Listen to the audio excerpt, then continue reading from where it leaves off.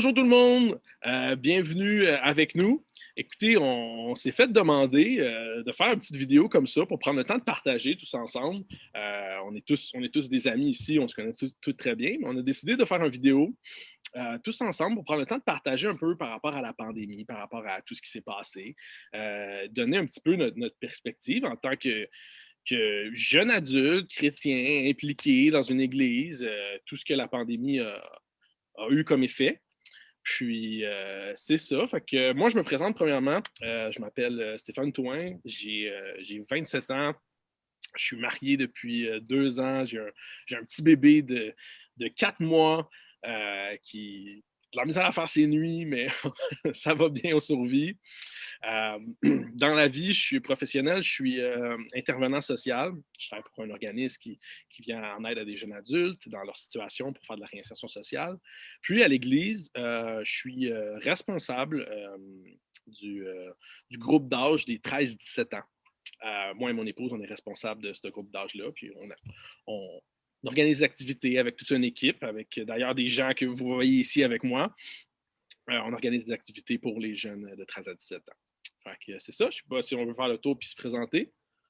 Véro? Moi, Véronica, et j'ai quel âge? 28 ans, je viens d'avoir 28 ans. Je suis mariée avec David ici à côté.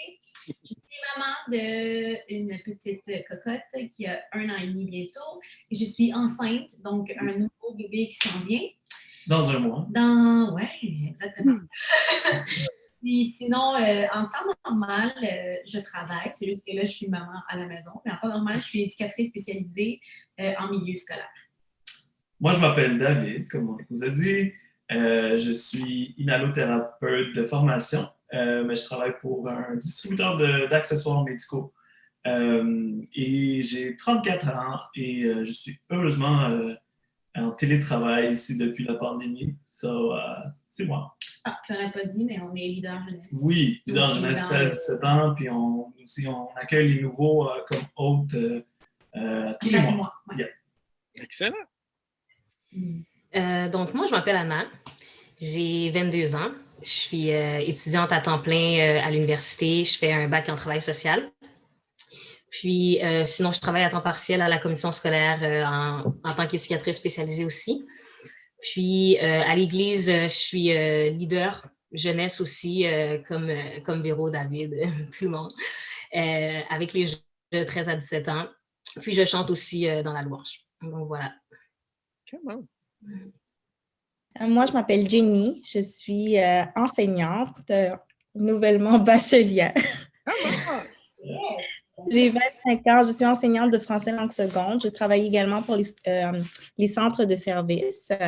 Je suis aussi à l'Église leader jeunesse des jeunes âgés de 13 à 17 ans. Et je suis aussi dans le service dans le centre de formation Zénith en tant qu'assistante administrative. Donc, le centre de formation Zénith, c'est une école de formation chrétienne qu'on a à l'église MCI, pour ceux qui ne le savent pas. Donc, c'est ça. Cool. Hey, pour vrai, guys, merci beaucoup d'avoir accepté de participer avec moi à cette idée, vraiment, de juste prendre le temps de vous ouvrir puis de partager à d'autres chrétiens un peu comment la pandémie a été. Puis, bon, on a entendu plein de fois parler, mais je pense que c'est bon, des fois, en tant que chrétien, d'entendre d'autres chrétiens voir ce qu'ils ont vécu. Puis, je pense qu'on peut tous se reconnaître là-dedans puis s'attacher à quelque chose. Mais merci beaucoup d'avoir accepté avec moi. Qu'est-ce qu'on va faire? J'ai comme 3 questions. On va prendre le temps une par une d'y répondre, chacun notre tour, puis tout. Puis, c'est ça. Fait que, on y va, on commence. Allons-y. La première question. Comment avez-vous vécu la pandémie? Simple comme ça. On va aller de même. OK. Fait que moi, comment je l'ai vécu, dans le fond, il y avait un côté positif, un côté un peu plus un dilemme. Pour le dilemme, je pense que c'est un peu comme tout le monde, là, le fait que c'est dur d'être enfermés à la maison.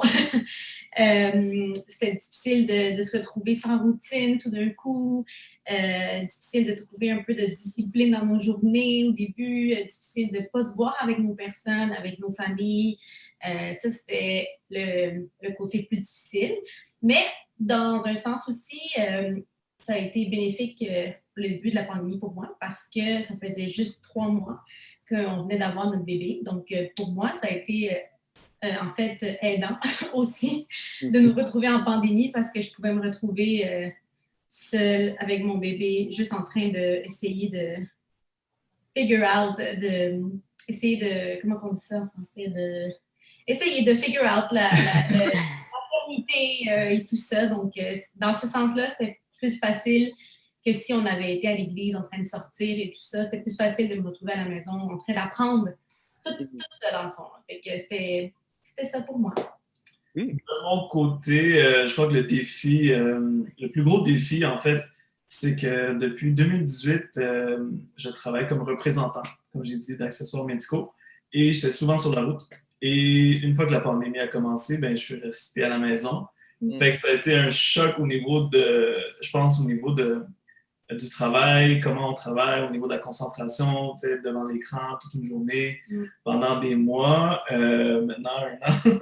Fait que c'est pas évident et ça a été un bon défi justement à surmonter, comment réapprendre à travailler, mais en même temps aussi, est-ce qu'on va toujours avoir le travail, est-ce qu'on va perdre l'emploi et surtout quand mon travail, dans le fond, financièrement, je soutiens la famille. Fait que sans travail, en tout cas, il y a beaucoup de choses qui se passent par la tête. Mais du bon côté pour moi, c'est de passer plus de temps avec ma femme, mon petit bébé. Ça, c'est quelque chose que c'est priceless, comme on dit en anglais. C'est précieux. Précieux. Et c'était le plus gros positif pour moi. Non, c'est bon. Très bon, merci. Anna? Pour ma part, moi, je dirais que ça a bien été parce que, en fait, moi, j'étais comme en phase de transition pendant la pandémie. Quand tout est arrivé, j'avais fini mon DEC en décembre 2019, puis j'allais embarquer dans le bac en septembre 2020. Donc, moi, je comptais comme travailler à la commission scolaire à temps plein pendant tout le long, là, de janvier à septembre. Mais en fait, à partir de mars, il y a eu la pandémie. Donc, la commission scolaire a fermé et j'avais pas d'école et je travaillais pas. Fait que je me suis comme retrouvée en vacances un peu. Et ça a bien été pour moi parce que j'avais besoin de ce temps-là. Puis, directement, mon réflexe quand la pandémie est arrivée, ça a été de me réfugier en Dieu. Donc, comme je me suis directement réfugiée en Dieu, ça a fait en sorte que rapidement, je me suis dit, bon, peu importe comment ça bouge autour, je vais vraiment garder mes yeux fixés sur Dieu et ça va être ça ma stabilité, ça va être ça qui va me permettre que peu importe comment, il n'y a rien de certain, il y a beaucoup de choses incertaines, on ne sait pas, parce que je décide de garder mes yeux fixés sur Dieu. Je ne veux pas me laisser déstabiliser par tout ça. Puis c'est ça, je me suis dit aussi que peu importe qu'est-ce qui arrive autour, je veux pas non plus que ma relation avec Dieu en soit affectée. Pour moi, c'est comme c'est un choix de suivre Dieu, donc je vais quand même rester accrochée à Dieu malgré tout. Puis grâce à ça, c'est ce qui a fait en sorte que finalement, ça a vraiment bien été pour moi. Puis ça a juste été un temps pour moi, en fait. Donc voilà. Ah, c'est bon, tant mieux. Ouais. Jenny? Donc, pour ma part, j'ai trouvé ça quand même assez difficile. Puis, ce que j'ai trouvé le plus difficile, c'était vraiment que le fait que les contacts sociaux aient été coupés de façon drastique, donc plus d'école du jour au lendemain. Moi, j'étais encore à l'université. J'avais l'habitude de me regrouper avec mes amis, mes pairs de l'université pour étudier ensemble, se donner de l'encouragement vraiment durant la fin de session. Et en plus, c'est tombé en plein mi-session, fin de session. Donc, c'était vraiment difficile sur le plan mental. Et aussi, le fait de ne pas pouvoir me réunir avec mes frères et sœurs de l'Église. Donc ça, j'ai trouvé ça difficile, les contacts sociaux qui ont été coupés brutalement, vraiment brutalement. C'est pas mal ça. Écoute, je te comprends moi aussi. Pour ma part, moi, j'étais en train de terminer mon bac. J'étais vraiment dans la dernière session, les derniers cours. Puis là, la pandémie commence. En tout cas, c'est compliqué. Moi, je me rappelle, pour donner un exemple, j'avais un de mes enseignants, il était en Italie. Il était pris en Italie. Je vais vous rappeler, au début, l'Italie, ça brassait. Fait que là, nous autres, on était comme, bon, d'où le cours, va-tu continuer? En tout cas, ça a été très particulier. C'était un petit peu plate de finir mon bac de cette façon-là. Puis, mais bon, il y a pire que ça dans la vie. Puis en même temps, ça a permis que mes cours, ça a été plutôt facile à passer. On dirait que les profs, ils ne savaient pas trop comment évaluer. Là. Fait que ça a été, en tout cas. Fait que pour ça, c'était bien. Mais le défi est rentré après, je vous dirais, de me trouver un emploi. Dans le domaine social, quand le gouvernement fait juste parler de distanciation sociale. Donc, en tout cas, les organismes ou peu importe, ne sont pas pros à chercher du monde, même s'il y a un besoin. Là, ça a vraiment été sur pause. Okay, ça a été vraiment un gros défi. Là. Puis de faire confiance à Dieu là-dedans, un peu comme David le mentionne, ma famille commence, on vient de se marier. En même temps, mon épouse tombe enceinte. On est super content de ça, puis tout. Mais là, OK, il faudrait que je me trouve une job. Il va falloir que je nourrisse une autre bouche. Là, c'était très, très challengeant. Puis gloire à Dieu, j'ai réussi à trouver une job. Tu sais, quand on regarde à la société que plein de monde perdait leur emploi, moi, j'ai réussi à en trouver une dans mon domaine.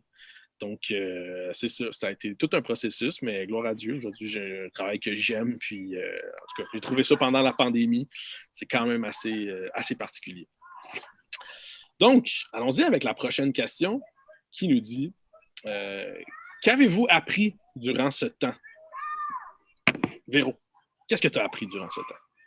Oui, donc moi, ce que j'ai appris pendant ce temps, un peu comme qu'est-ce que j'ai dit tantôt, là. J'étais à la maison avec ma fille, puis c'était nouveau pour moi. Je suis une personne extravertie, donc de me retrouver enfermée dans les 4 murs de chez moi, à parler uniquement à mon bébé et à mon mari toute la journée. Fallait que j'apprenne à être intentionnelle, vraiment, à être intentionnelle avec ce que j'avais envie d'accomplir durant la journée, parce que sinon, c'était facile de juste se retrouver à perdre mon temps, mettons, ou juste rien faire de très productif, exactement, ou même dans les relations avec mes parents, avec nos proches. Donc, à être intentionnel sur les appeler, moi qui n'ai pas une personne d'appel, mais pas du tout. À être intentionnel dans ça, à appeler mes parents, à appeler les personnes que j'aime et à être intentionnel sur prendre mon temps avec le Seigneur, avoir une espèce de routine un peu pour m'aider à faire quelque chose de productif durant la journée, puis pas juste me retrouver à faire le ménage et m'occuper de mon bébé. Donc, c'est un peu ça que j'ai appris, mais également, j'ai appris à... maintenant que j'y repense à la question, j'ai appris à... comment je pourrais décrire ça? À mettons, fermer l'ouïe à l'opinion des autres. Parce que c'est facile d'écouter les opinions des personnes, puis mettre... Oui, exactement, et de mettre autant d'attention et de focus sur ce que les autres disent. Mais là, pendant la pandémie, on n'avait pas ce contact-là. Donc, c'était même facile de juste, OK, me concentrer sur ce que le Seigneur me dirige à faire, sur ce que moi, comme nouvelle maman, comme épouse, comme juste personne en général, qu'est-ce que moi, je pense que je devrais faire de mes journées? Est-ce que je pense que... Comment je devrais vivre ma vie? Donc, ça étonnamment, là, pendant le temps de la pandémie, au début, ça m'a vraiment enseigné à ça, à juste fermer l'ouïe à l'opinion des autres négative, mettons, bien sûr, puis à être intentionnel. Ouais. C'est bon. Pour moi, je pense que ça a été de ne pas paniquer, de ne pas paniquer, de ne pas laisser la panique sociale ou la panique au niveau des médias, des journaux, un peu où ce que... Puis ça continue de même aussi, c'est fou, mais on regarde un peu qu'est-ce que les médias sortent sur la pandémie, puis on dirait qu'à chaque jour, il y a quelque chose de pire qui sort. Fait qu'à un moment donné, pour moi, c'était vraiment juste de dire, bon Seigneur, tu t'en occupes. On prend l'information, évidemment, qui est importante et pertinente pour nos vies. Évidemment, suivre ce que le gouvernement dit également. Mais ça a été vraiment de juste pas paniquer, pas rentrer dans Cette peur. cette peur, cette crainte de qu'est-ce qui va arriver si ça ou ça, mais plutôt de juste rester en paix et dire, bon, Seigneur, prends le contrôle et un jour à la fois. Non, c'est vrai ce que tu dis, toute l'instabilité sociale puis du gouvernement qui est censé être notre stabilité. Le gouvernement est totalement instable. Puis encore aujourd'hui, ils font du mieux qu'ils peuvent. Puis bon, on prie pour eux, c'est la seule chose qu'on peut faire. Mais c'est pas facile du tout. Puis bon, effectivement, c'est super bon. Anna? Moi, j'aurais plein de choses à dire, mais je dirais vraiment principalement que ce que ça m'a le plus appris, c'est de revenir à l'essentiel.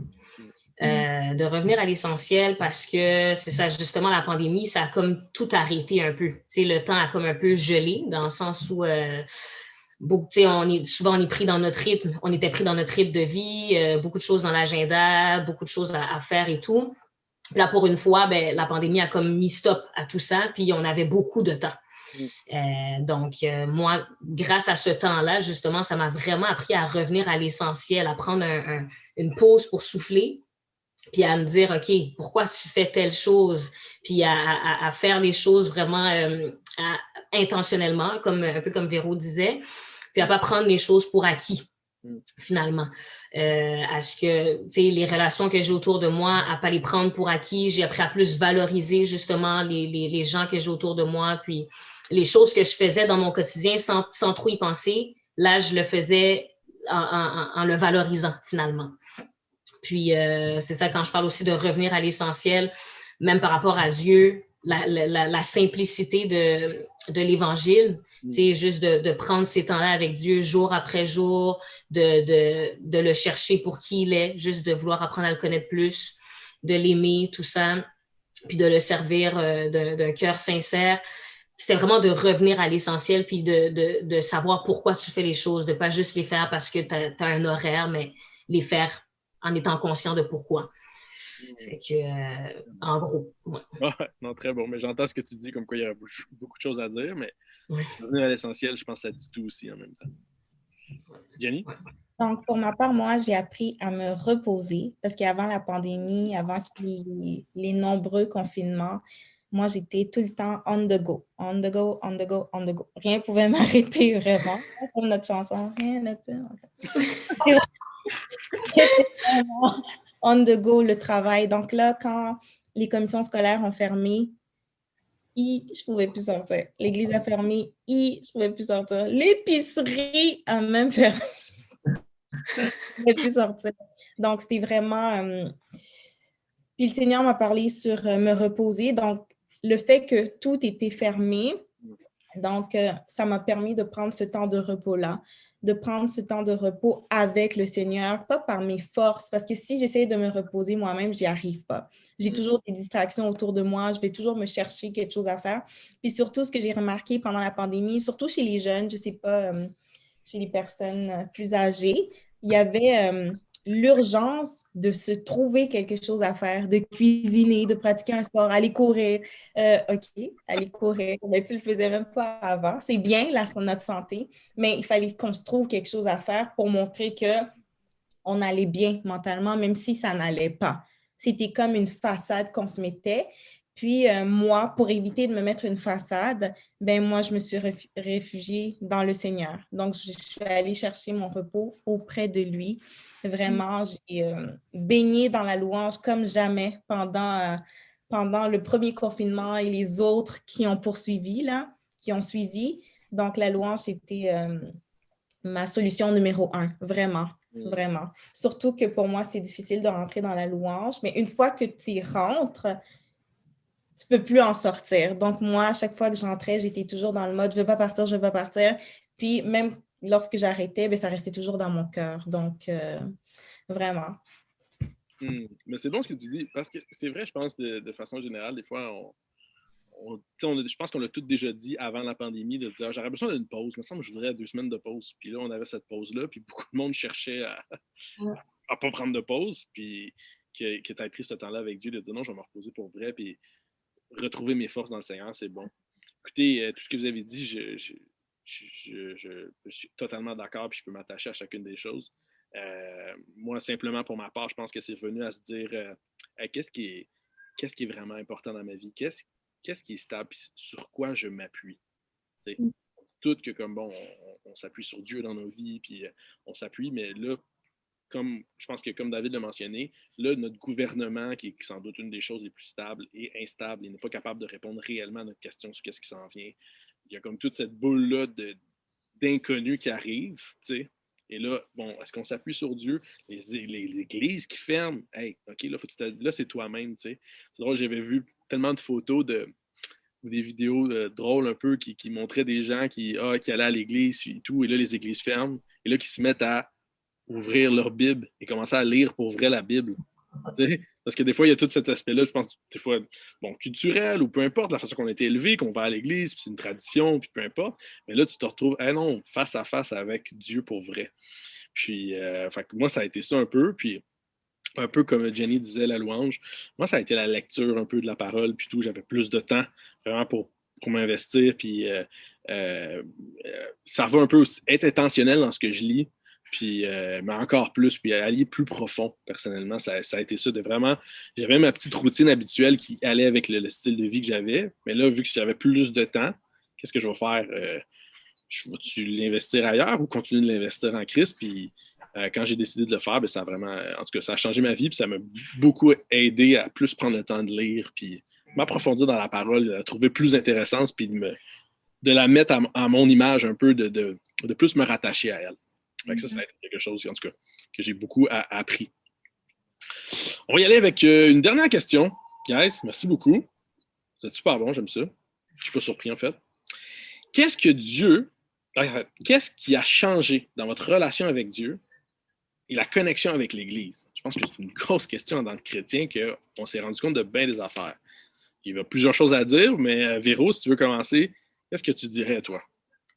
En effet, on pourrait parler pendant très longtemps sur cette question, mais je pense que je vais revenir sur ce que j'ai dit un peu dans la deuxième question, que dans le fond, qu'est-ce qui a changé dans ma relation avec Dieu?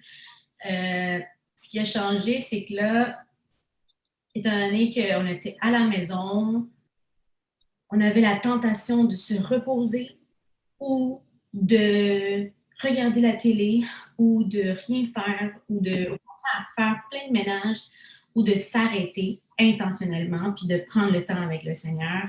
Parce que dans une routine, c'est facile de rentrer, pour moi en tout cas, c'est facile de rentrer mon temps avec le Seigneur dans ma routine le matin avant d'aller travailler, mais là, de me retrouver à la maison, ça prenait un peu plus de discipline de ma part pour... c'est pas que ça me tentait pas, mais c'est le combat contre la chair.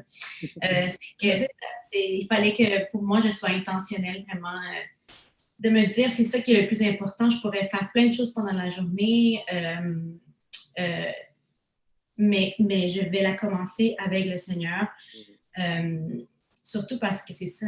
Moi, je ramène tout le temps mon vécu par rapport à mon bébé parce que c'est comme ça que je l'ai vécu. Là, la pandémie, depuis le début, je suis devenue mère pendant la pandémie, bref. Mais c'est ça, avec un bébé, il n'y a pas de routine. C'est le bébé qui décide tout. Donc, pour moi, c'était vraiment important d'être intentionnel et de dire, OK, en ce moment, elle fait une sieste, go. C'est maintenant que tu lis la Bible, c'est maintenant que tu décides de prendre le temps de prier parce que sinon, peut-être qu'après, tu n'auras plus le temps. Donc, ça, vraiment, dans mon temps avec le Seigneur. Et dans la connexion avec l'Église, ben, c'est sûr que c'était très différent parce que maintenant, on est habitué avec les Zooms, mais au début, les Zooms, oh mon Dieu, en tout cas, moi, je trouvais ça lourd, moi, je trouvais ça plate. Je trouvais ça difficile. Je suis une personne extravertie, j'ai besoin du contact humain. Et de là, de nous retrouver en plus avec des jeunes. En plus avec des jeunes. Faire des Zooms, ouf, comment faire pour que ce soit original, créatif, intéressant? Il fallait vraiment booster notre créativité, puis être intentionnel sur le plus important, c'est de passer un bon temps avec eux. Donc, de ne pas me focusser sur le rendre vraiment très enseignement ou quoi que ce soit, mais vraiment que le temps que je donne dans mon service, que ce soit un temps où est-ce que je peux démontrer l'amour, parce que par Zoom, en tout cas, peut-être les autres leaders peuvent être d'accord aussi, c'est pas un temps d'enseignement. On va pas commencer à enseigner aux jeunes. Le plus important, c'est notre relation avec eux, exactement, de connecter avec eux. Donc, bien souvent, et encore maintenant, ce qu'on fait, c'est qu'on fait des jeux. C'est sûr on parle de ce que le pasteur a parlé le dimanche, on relit sur les versets, mais on essaie vraiment de rendre ça le plus fun, le plus agréable possible. Et tout ça, c'est de façon intentionnelle, de vraiment se rappeler que le plus important, ce sont les relations, malgré le fait que le moyen maintenant est différent. Ce n'est pas un contact humain, c'est un contact électronique ou en tout cas virtuel, mais de le rendre quand même amusant et de le rendre le plus palpable possible. C'est une longue réponse. Je suis désolée. Non, mais c'est bon, mais tu sais, c'est aussi là, simplement le défi de... on est des gens qui sont engagés à l'Église, qui aiment ça servir, qui aiment ça investir du temps avec l'Église. Puis nous, en plus, on y va avec les jeunes, 13 à 17 ans, qu'on aime ça un peu, leur ramener Dieu plus accessible des fois à leur âge.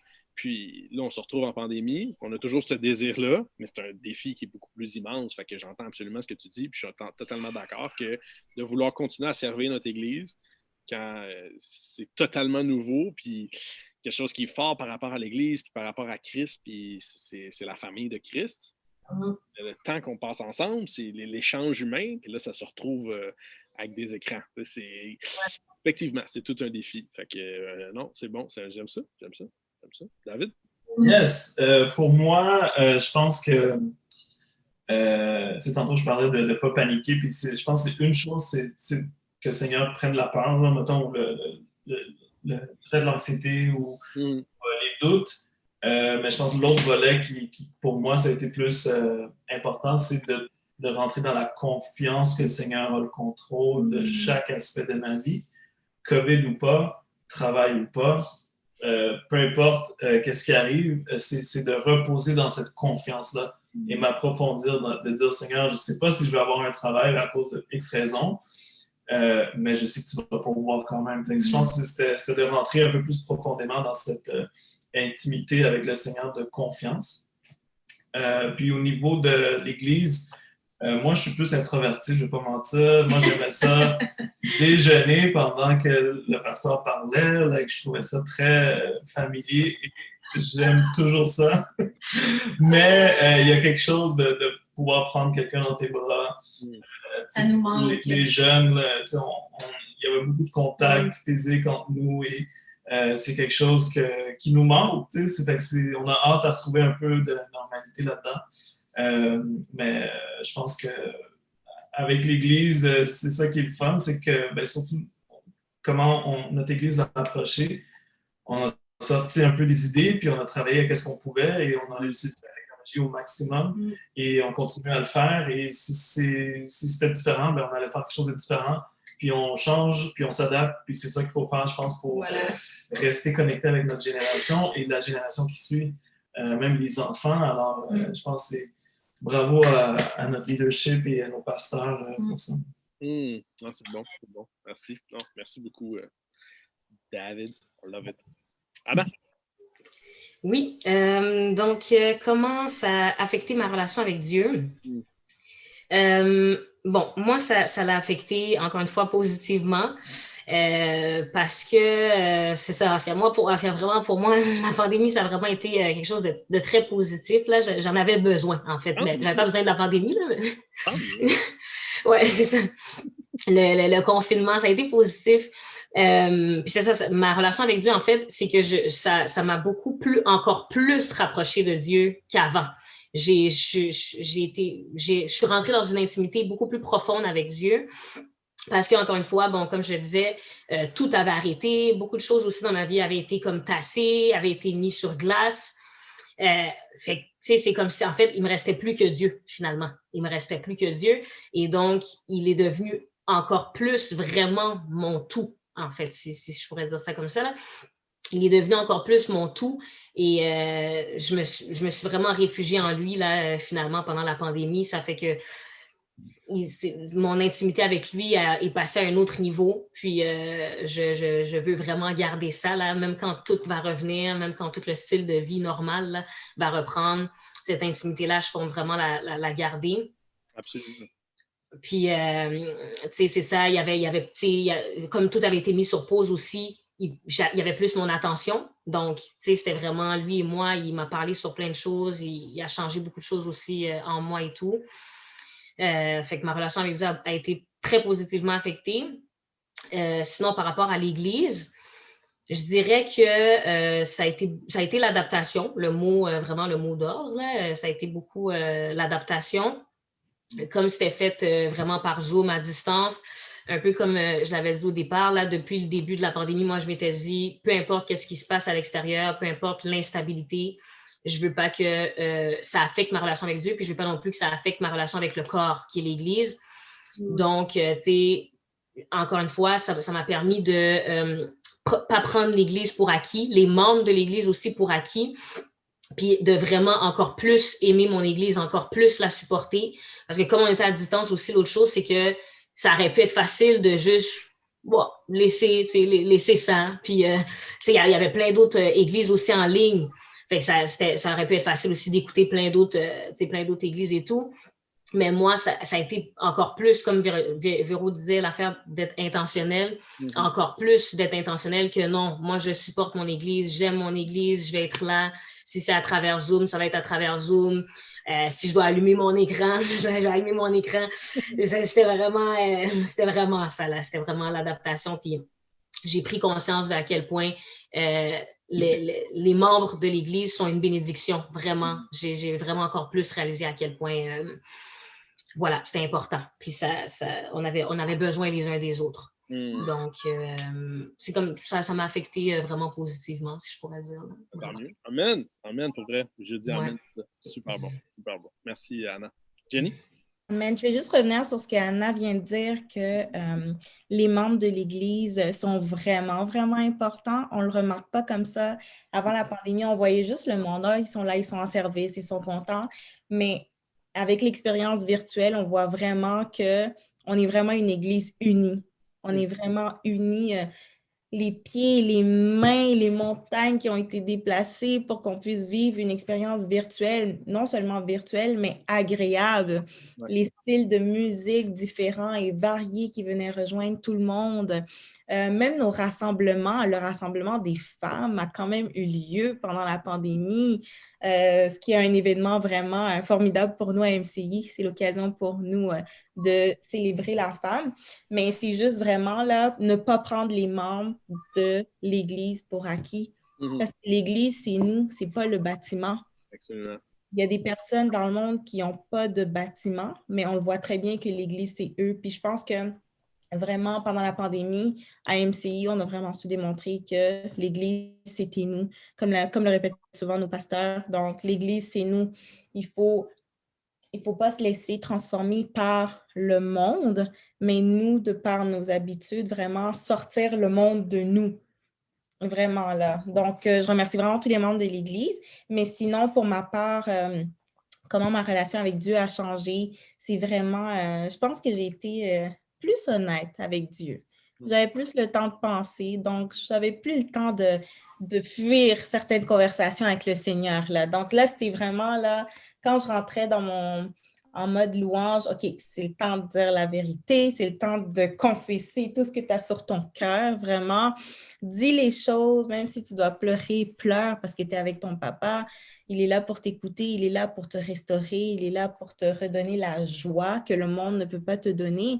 Parce que c'est sûr que pendant la pandémie, comme l'a dit David, là, on entendait toutes sortes de choses. Donc, ce qui était tricky, si je peux dire ça comme ça, c'était de ne pas embarquer dans cette vague-là de tout ce qui se disait et tout ce qui se passait à l'extérieur pour garder notre paix intérieure.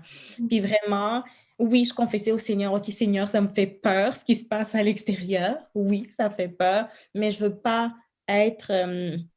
je ne veux pas que ça m'atteigne, je ne veux pas que ça vienne déranger la paix et la confiance que j'ai en toi. Donc, j'ai vraiment appris à être honnête dans toutes les situations, dans toutes les sphères de ma vie. Là, j'ai appris à être honnête dans mes conversations avec le Seigneur, même si parfois ça ne me tentait pas. C'était vraiment une bataille avec moi-même, vraiment de dire la vérité, même si tu sais qu'il n'y a personne d'autre, c'est juste toi et le Seigneur. Mais on dirait qu'il y a quelque choses qui t'empêchent de comme si j'allais décevoir le Seigneur, mais je sais que je ne peux pas le décevoir. Il est tout le temps là pour moi. Donc, je remarquais que quand j'étais honnête avec lui, je lui confessais vraiment tout ce qu'il y avait dans mon cœur, mais lui, il venait nettoyer, puis il venait enlever tout ce qui n'avait pas sa place dans mon cœur, puis après, je me sentais juste bien. Je me sentais bien, je me sentais aimée, je me sentais restaurée.